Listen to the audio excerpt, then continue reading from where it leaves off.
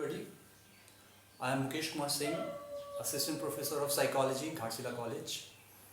और पिछले कुछ लेक्चर्स में आपकी कंप्लेंट्स थी कि आपको सही से समझ में नहीं आ रहे हैं लेक्चर्स, क्योंकि वो इंग्लिश में थे। तो इस लेक्चर्स के बाद जो भी लेक्चर्स होंगे वो सारे हिंदी में होंगे ताकि आप समझ सकें। ओके। और आज इस लेक्चर में हम लोग पढ़ेंगे आपके सेमेस्टर थर्ड के CC5 जो कोर्स है उसका पहला unit, history of psychology. Okay.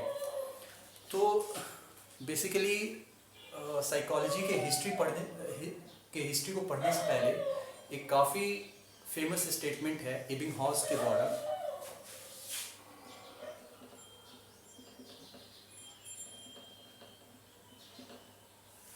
तो इन्होंने कहा था कि the psychology has a long past, okay, but short history.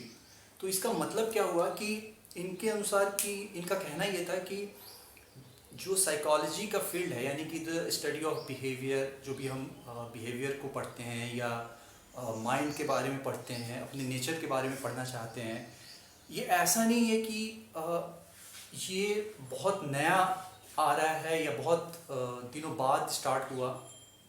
ठीक है।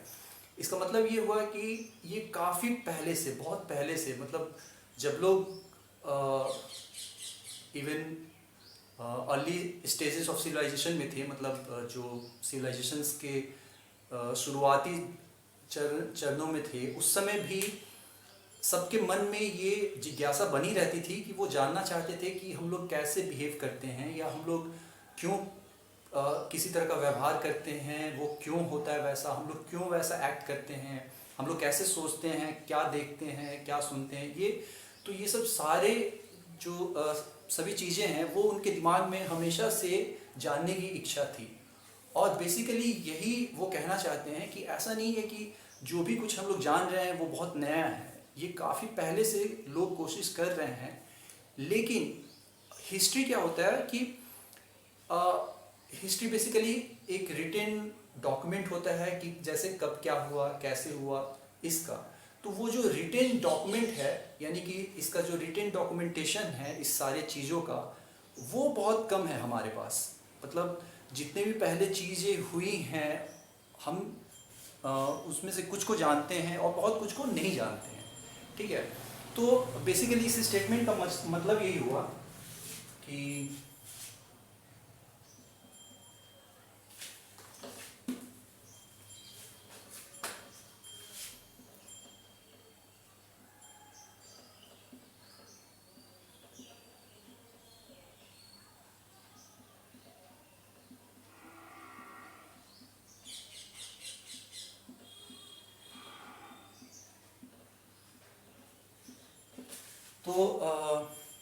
आप लोग शायद अब इस चीज़ को समझ गए होंगे कि इस स्टेटमेंट का मतलब क्या है कि psychology has a long past but short history.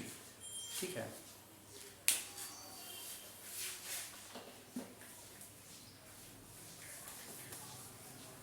अब देखिए, इसमें सबसे जो इम्पोर्टेंट चीज़ है वो ये है कि जो भी साइकोलॉजी का डेवलपमेंट हुआ वो बहुत स्टेजेस में हुआ, बहुत चरणों में हुआ और बहुत स्लोली हुआ। ऐसा नहीं था कि आज जिस फॉर्म में हम लोग साइकोलॉजी को देख रहे हैं वो फॉर्म हमेशा से ऐसा ही था। ठीक है। या जो चीज़ें आज हम पढ़ रहे हैं वो हमेशा से इसमें इस तरह से ही थी। इनफैक्ट पहले ये समझने में ही बहुत टाइम लगा कि जो माइंड का स्टडी है या जो ब्रेन का स्टडी है वो भी एक तरह का स्टडी हो सकता है। कहने का मतलब हमारे बिहेवियर का स्टडी भी हम लोग एक उसको डिफरेंट फील्ड कर बना सकते हैं। यही इवॉल्व होने में, इसी को समझने में बहुत टाइम लग गया। ठीक है। तो इसलिए सबसे पहले हम लोग इसको दो पर्टिकुलरली डिविजन्स में या दो कैटेगरी में डिवाइड करते हैं। एक है वो प्री साइंटिफिक एरा या प्री साइंटिफिक साइकोलॉजी कहिए, और दूसरा जो है वो है साइंटिफिक साइकोलॉजी।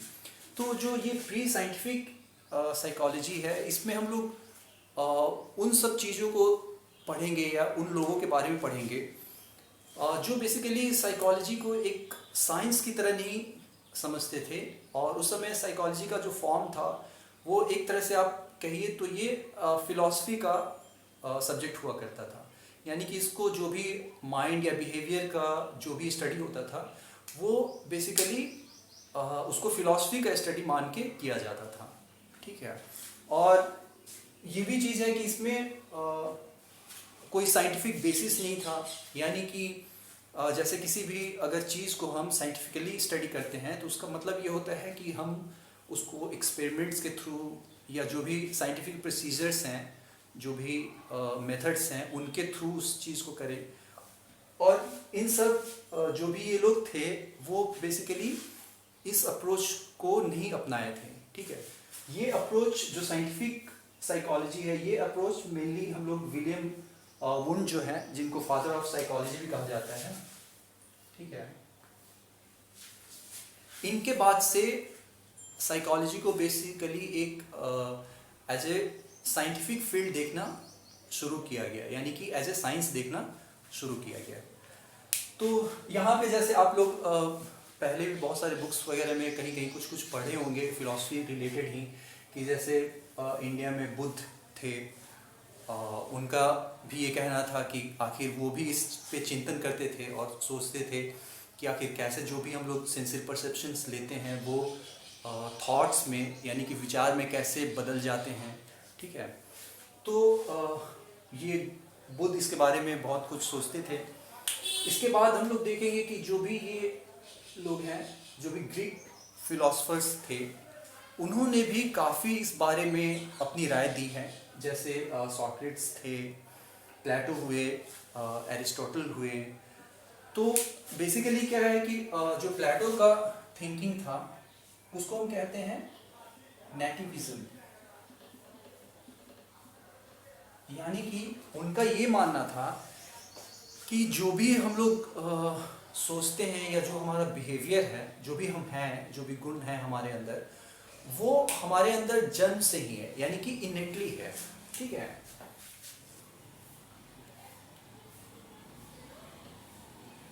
ठीक है, तो इस चीज़ को हम लोग नेटिविज्म कहते हैं। और जबकि एरिस्टोटल जो थे, उनका जो प्रिंसिपल था वो था एम्पिरिसिज्म का।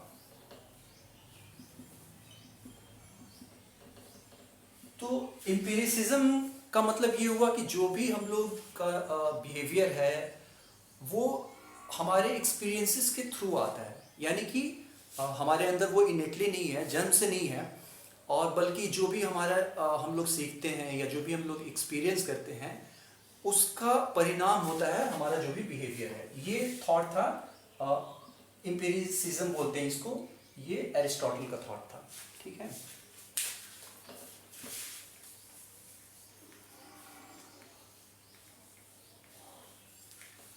उसके बाद एक बहुत ही फेमस फ्रेंच फिलोसोफर थे, रेने डेकार्टे, ठीक है।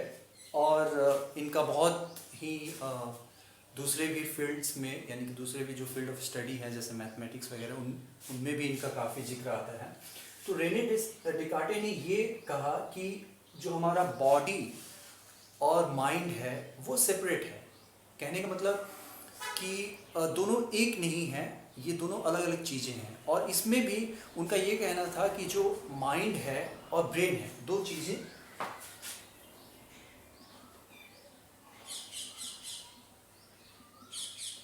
ये दोनों चीज़ें अलग हैं। यानी कि जो माइंड से उनका कहना था, जो भी हमारे थॉट्स हैं, जो विचार हैं, जिसको हम जिनको हम छू नहीं सकते या देख नहीं सकते हैं, ठीक है, इसको वो उन्होंने माइंड कहा। और जो भी हमारा ब्रेन है वो जो फिजिकल स्ट्रक्चर है जिसको हम देख सक रहे हैं या हम लोग महसूस कर पा रहे हैं, वो चीज़ें। तो उनका कहना था कि ये माइंड और ब्रेन डिफरेंट हैं और ये दोनों कम्युनिकेट करते हैं बॉडी से through pineal gland. Pineal gland या पीनियल बॉडी बोलिए, ये एक स्ट्रक्चर होता है ब्रेन में, ठीक है। उसके थ्रू उनका कहना था कि ब्रेन और जो बॉडी है उसके बीच कम्युनिकेशन होता है, ठीक है।